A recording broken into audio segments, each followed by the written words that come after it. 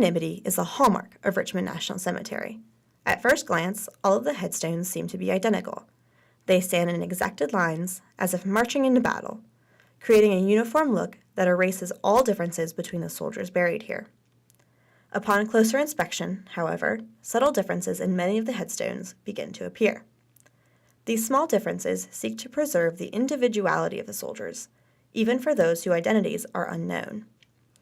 One such stone, located in Section 21A, preserves some individuality and personhood for an unidentified soldier.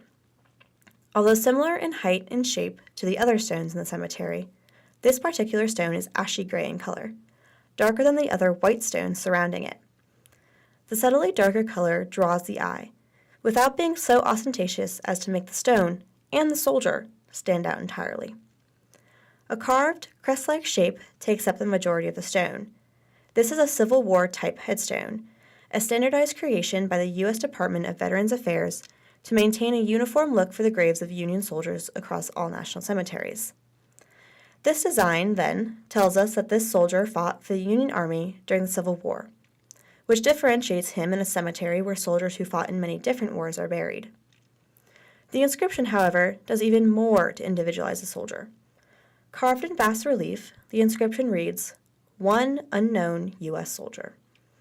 The language of one, specifically, works to individualize a soldier buried under this headstone. More than simply denoting the number of bodies laid to rest in the spot, the stone reminds us that this soldier was at one time a person, an individual. They were not simply a cog in the military machine, but a human being with their own thoughts, dreams, and aspirations.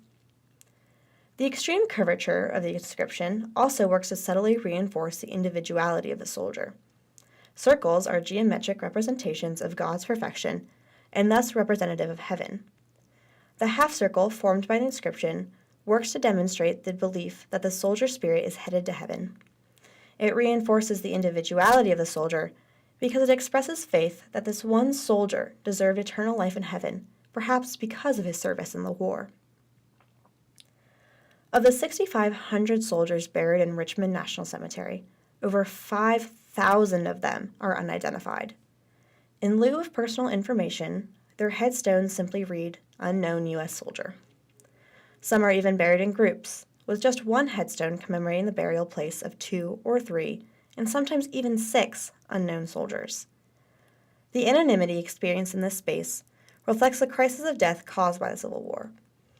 Approximately 600,000 soldiers died in the Civil War, and because of war conditions, many of their graves are unmarked and their identities are lost forever.